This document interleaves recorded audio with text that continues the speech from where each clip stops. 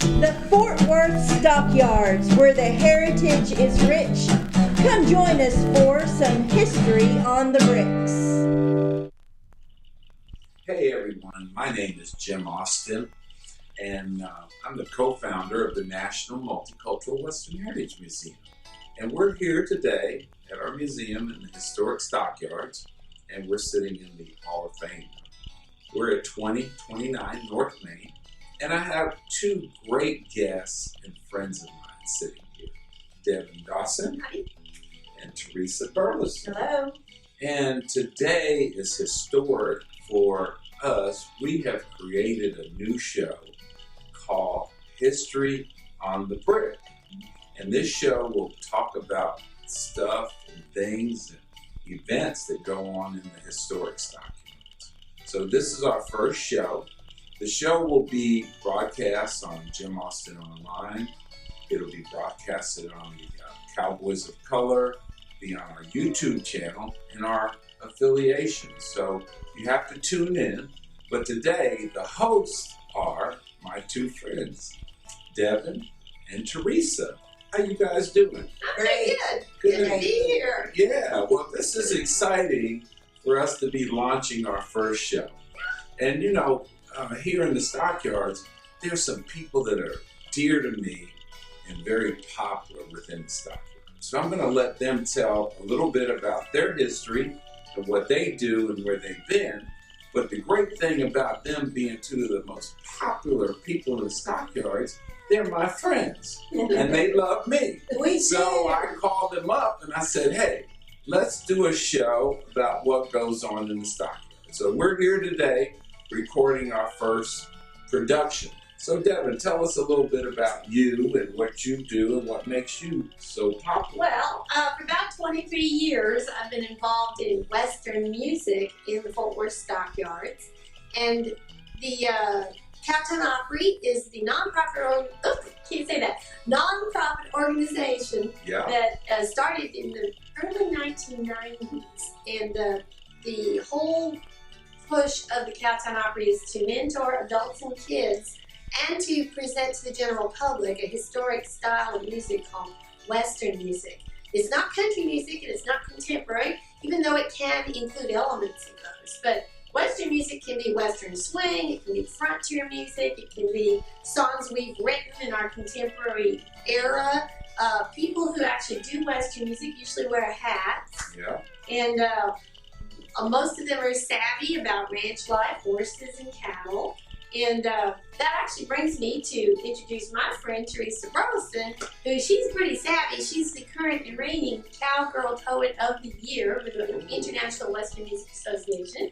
And you're part of our part of our podcast crew. That's right. And this is a new podcast. This is a new show. Teresa, tell us why you're so popular. Well, I don't know about being popular, but I am a presence in the Stockyards. I'm the director of the Stockyards Museum. It's located inside the historic Livestock Exchange building. And it's operated by the North Fort Worth Historical Society. The North Fort Worth Historical Society was started in the late 70s. It was kind of spearheaded by Sue and Charlie McCafferty. They had fear that we were going to lose all of our historic buildings and the history of the Stockyards in North Fort Worth. And so they stepped up and said, we've got to do something and we're going to lose it all. So they started the Historical Society and started saving the Stockyards. Well, these two are engaged in the history of the historic Stockyards. Lori and I are so excited to have moved our museum up here. Yes. And It's you know, blocks south of the main exchange. right, they're right here on the corner The of Cogden building. 21st and Main. We always say 1 block south of Joe T. Garcia. You know, so very exciting. So one of the great things about being a museum and being in the Stockyards, if you're a museum, you partner with other museums because someone that's coming into Texas, they're coming to the Stockyards. We got 5 million people that visit every year. What I'm trying to do is make sure I get my 1%. if I get 1% to come through the doors of the Western Heritage Museum. And when I thought about this show, these two came to mind. I called them, I said, hey, you want to do this? They're very excited, and we're here. And the National Multicultural Western Heritage Museum was founded by my wife and I, Gloria Austin, approximately 19 years ago. Our museum highlights the fact that 40% of the cowboys were people of color. We celebrate the Black, Hispanic, Native American, Asian, and other cowboys. And we're here sitting in the Hall of Fame. We have about 120 inductees into the Hall of Fame. Each year we do a big Hall of Fame weekend. It's always the fourth weekend in July, and we celebrate new heroes. So we will make sure you'll be hearing more about the Hall of Fame coming up on the July 24th, 25th. But we want you to visit our website, cowboysofcolor.org, and we will be talking about those 120 Hall of Famers. Bill Pickett, Bass Reeves, Stagecoach Mary Fields, on and on and on. But I'm so excited to be partnering with Devon and Teresa to bring you this program. So this is the introductory program. You will get it on our podcast feed. The Stockyards podcast recording studio will be the host, and we will be looking for advertisers and sponsors, but we will be feeding you information of things that you did not know, because I did not realize that 40% of the cowboys were people of color, and it inspired my wife and I to start this museum. So 40%. 40%. So Devon's a famous recording artist, and infamous. And I said, Devon, let's write a story. Let's do a music thing about the forgotten cowboys. Yes, it was a year ago when you asked me to do that. Are you ready? Yeah. You want to hit a few tunes? Can you do that? Yeah, let's do a few tunes. And it's called, what's it called? The Forgotten Ones. The Forgotten One. Because that's what this museum is about, is the ones that are not remembered in general practice, and we're just bringing that memory right up sharply. Yeah, so you're going to get free music, Devon. They were ones to ride the river with, they never shirked a chore. When other folks are giving up, they gave it one day more. You better not be judging on the color of the skin. You miss the fierce women and the power of the men. They were working with their brothers till the working was done. That's why we remember the forgotten ones. We remember the heroes knew the dangers of a wild longhorn. And you better listen to them. You don't want to get gored. Just driving wild cowboys. You better learn to ride. If you Mexican compadres, match them in their pride. We remember the story of the scout out on the goodnight London trail. He was born a slave, but no one could deny he had the skill. Bose Iger won his freedom. Bose Iger had a plan. Charlie did not trust, he died more than any living man. We remember the native people of this land depended on their horses. Great Comanche ranged across the wild plains of Texas. Parker was the last great war chief of his nation. Made the peace and carved the ranch out of the reservation. We remember Buffalo soldiers were known for fighting fierce, with cavalry and infantry across this great frontier. There were medals of honor to the men and officers. We thank you for your service these 150 years. They were once around the river and they never struck a shore. When other folks had given up, they gave it one day more. You better not be judging on the color of the skin. You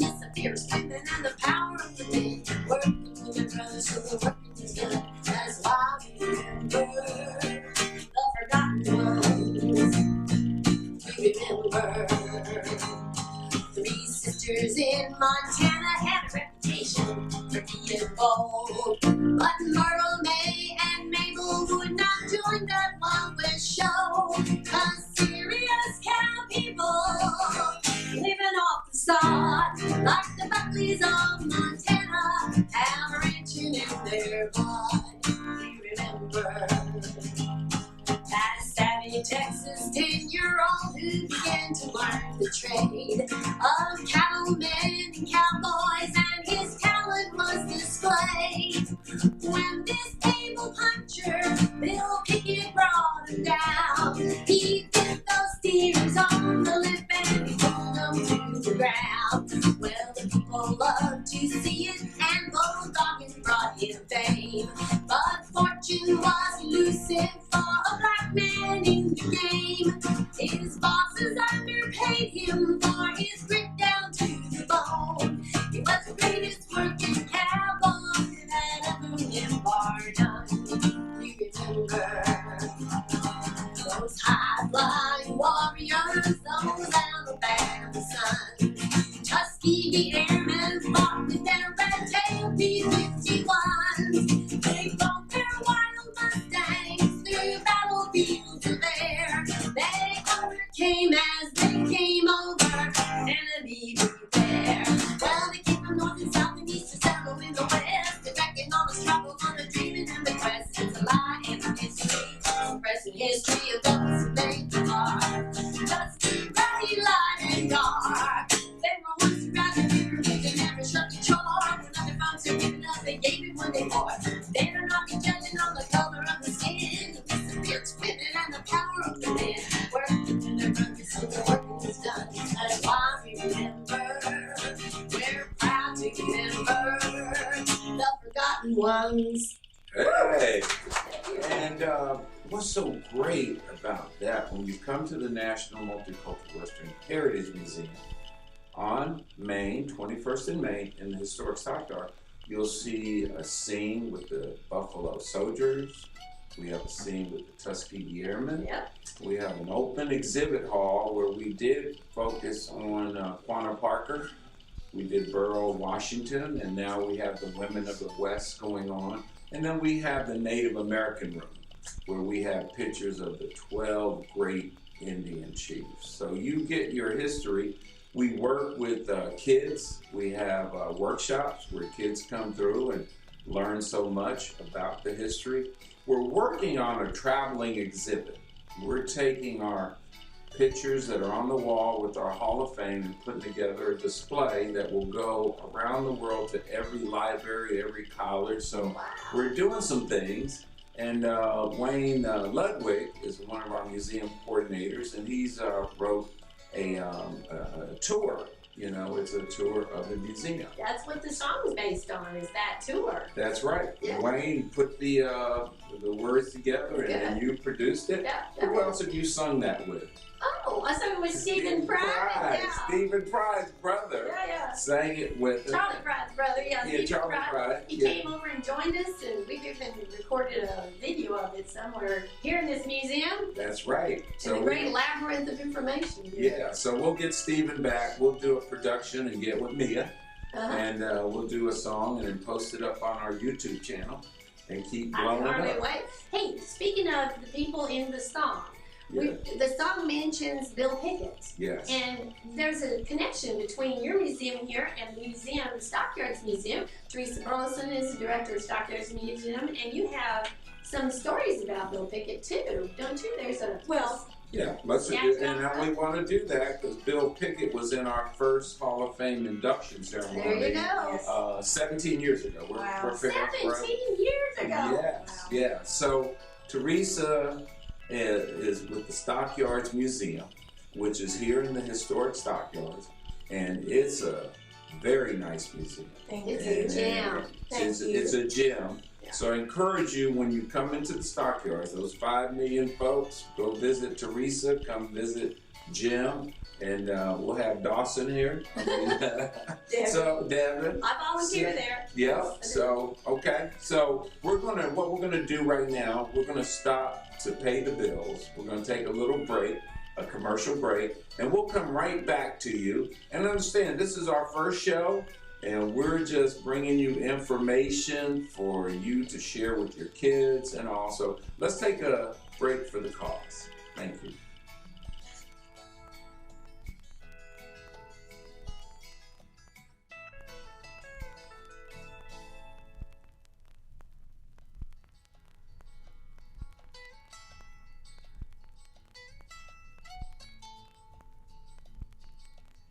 Hey, welcome back to History on the Bricks here in the historic Stockyards.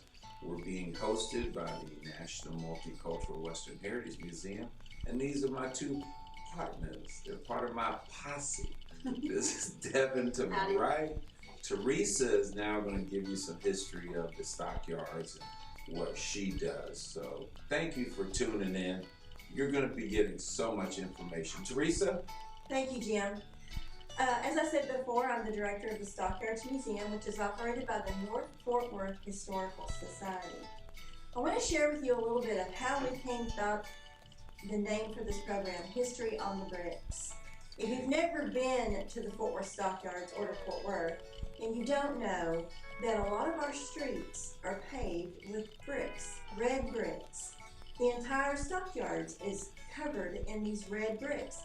And the reason is because back in 1902, when the Swift and Armour meatpacking companies came here, the Fort Worth was the third largest stockyard in the nation. Chicago was number one, Omaha was second, and we were third. But Swift and Armour came here and officially opened in March of 1903, and they wanted this to be the cleanest stockyards in the nation. So they bought over 10 million bricks to cover this 100 acres that is the Stockyards. Those bricks came from a city west of here called Thurber. Thurber was a coal mining town, and they had all this rich red clay that they were digging out of the ground as they were digging for the coal. And they had small pieces of coal that nobody wanted to buy because they sold all the big pieces. So they decided to use these small pieces of coal and all this red clay and make bricks. And they were good bricks. These bricks have been here for well over 110 years. As you go down the street, you won't see any that are cracked or broken unless they were done so by the people repairing the road. They're just very sturdy bricks.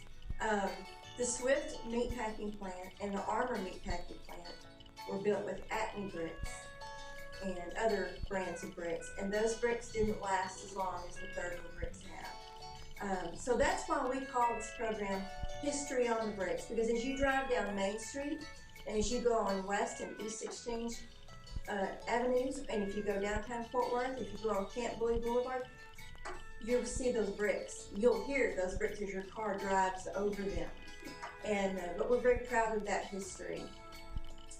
Fort Worth has such a rich legacy. I know every city and every state has their history, but there's just something special about ours. Not residents or anything. No. There are so many museums just in this little section of Fort Worth. We have a cultural district where you have your art museums, but the Fort Worth Stockyards has the Multicultural Western Heritage Museum, the Stockyards Museum, the Texas Cowboy Hall of Fame Museum, the Fort Worth Military Museum, and the American Paint Horse Association, which is new to our neighborhood, has a heritage room there too, that they have the history of the Paint Horse Association. There's also the Texas Rodeo Cowboy. That's right, the Texas Rodeo Cowboy Hall of Fame, which is located inside the Coliseum. So there's no lack of museums here for you to see. There's so much that you scarcely could take it in one day. I would suggest coming to Fort Worth Stockyards and planning on spending the whole entire weekend. Fort Worth is the only city in the world that has its own herd of longhorn steers and has its own registered brand. There's a cattle drive twice a day on East Exchange at 11:30 and 4, 7 days a week. The only time they don't have it is if it's lightning or if the roads are icy. Or if there's COVID-19 roaming the planet. That's right, or a pandemic. But for everyone's safety, we have to do what's right, and we're pleased to do that. So plan your next vacation in Fort Worth, in the historic Stockyards. Where's the West Epiphanies? I would like to take this minute to ask Mr. Austin some questions, because some people say I'm nosy, but I just like to say I'm inquisitive. So, Jim, where did you grow up?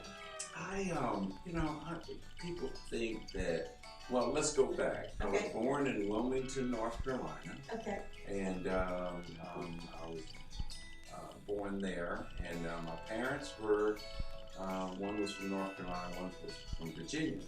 And when I was 10 years old, my mother told my dad that we were moving to New Jersey. My dad had 8 sisters, and 6 of them were in New Jersey.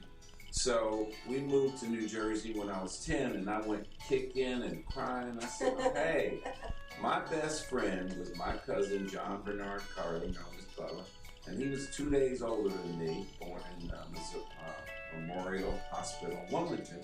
So when we moved to New Jersey, every summer I would come back to North Carolina and hang out with my cousin, Bubba, whose father was a rancher, businessman, and we lived on the farm, and we ran the grocery store. I learned how to drive when I was 14 and all, but we had to work.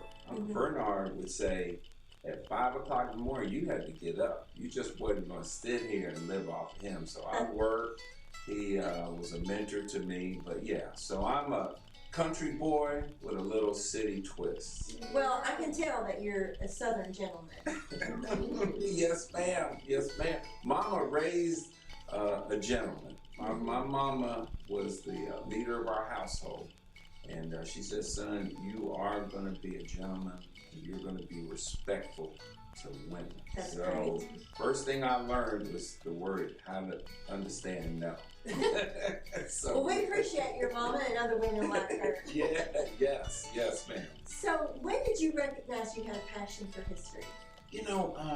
I went to Howard University, the Black Mecca, in Washington, D.C. I went on to become president of the student body. So I've always been a good smoozer, a communicator. And when I graduated from Howard, I went on 20 interviews, and American Express saw something in me, offered me a job in management training. And I went all over the world for 1 year learning about American Express. And I was asked to come to Fort Worth March 1st of 1977. Wow.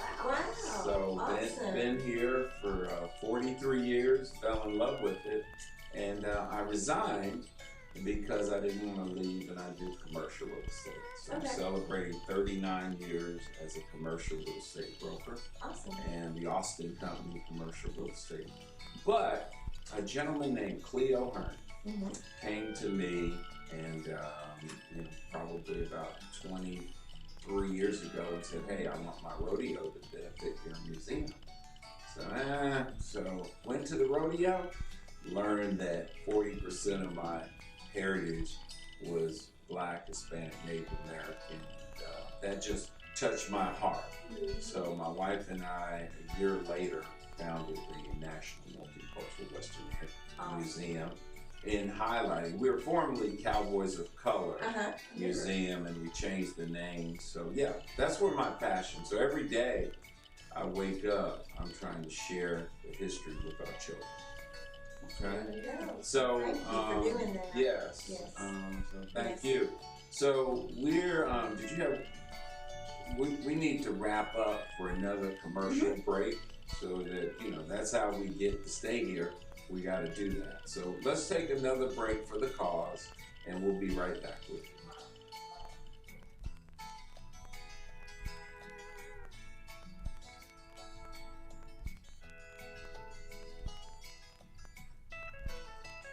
Hi, welcome back from our commercial break. I'm Jim Austin, Devon, Dawson, and Teresa Burleson, and we want to welcome you back to History on the Bricks.